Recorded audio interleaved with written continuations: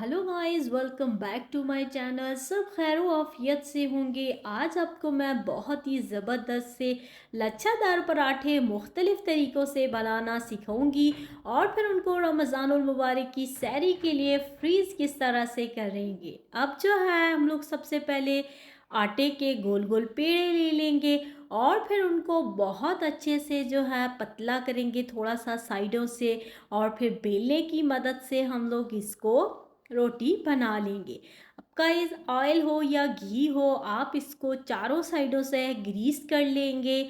और जब ये अच्छी तरह से ग्रीस हो जाए तो फिर इसके ऊपर जो है खुश्क आटे का चटका दे देंगे।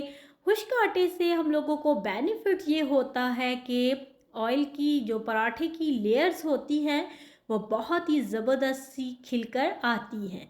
अब गाइस हम लोग जो है इसको राउंड राउंड कर लेंगे और हमारा बहुत ही ज़बरदस्त सा एक पराठे का पेड़ा रेडी हो गया है।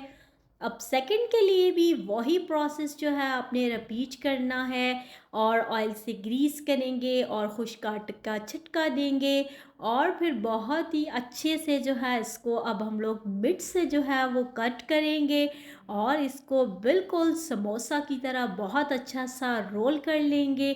और आपका ये दूसरा तरीका हो गया। अब जो है हम लोग इसको वही प्रोसेस रिपीट कर रहे हैं।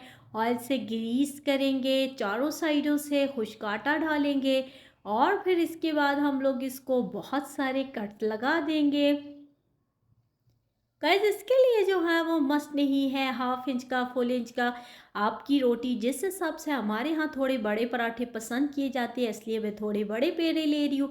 आप थोड़े छोटे भी ले सकते हैं। अब one by one her strip को एक को दूसरे के ऊपर रखेंगे और गाइस इतनी ज़बरदस्त सा ये लेयर्स वाला जो है हमारा तीसरा पराठा रेडी हो जाएगा।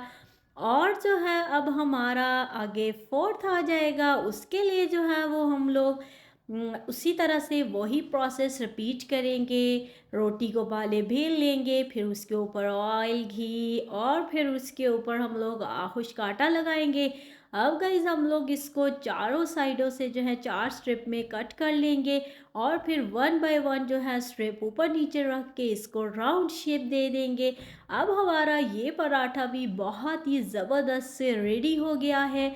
आपका इस हम लोग इनको जो है बहुत अच्छे से बेल लेंगे और फिर इसके लिए अगर आपके पास बटर पेपर अवेलेबल है तो वो यूज़ करें, नहीं तो आप प्लास्टिक शीट डालें, उसके ऊपर ऑयल लगाएं। फिर हम लोग अपना पराठा रखेंगे और फिर शीट लगाएंगे, उसके ऊपर ऑयल लगाएंगे। ऑयल से बार बार ग्रीस करने का मकसद ये है कि जब आप पराठा उठाएं सहरी में बनाने के लिए तो इजीली आपका पराठा जो है वो चिपका हुआ नहीं होगा, बहुत अच्छे से आपके हाथ में आ जाएगा और आप उसको बहुत ही अच्छे तरीके से जो है वो कुक कर लेंगे। गाइस, इसी तरीके से जो है वो हम लोग अपने सारे जितने भी हम लोगों ने पराठे बनाने हैं, आपने 10 डेज़ के लिए करने हैं, मंथ के लिए करने हैं, 2 मंथ के लिए, ये आप पे डिपेंड करता है। अब मैंने इसको एयर टाइट बैग के अंदर डाल दिया है। अब मैं इसको फ्रिज में रख दूंगी। और गाइस, मैंने जो है वो आपके लिए एक पराठा निकाला, फ्रिज में रखा हुआ, ये 5-6 घंटे बाद बहुत अच्छा सा फ्रीज हो जाता है।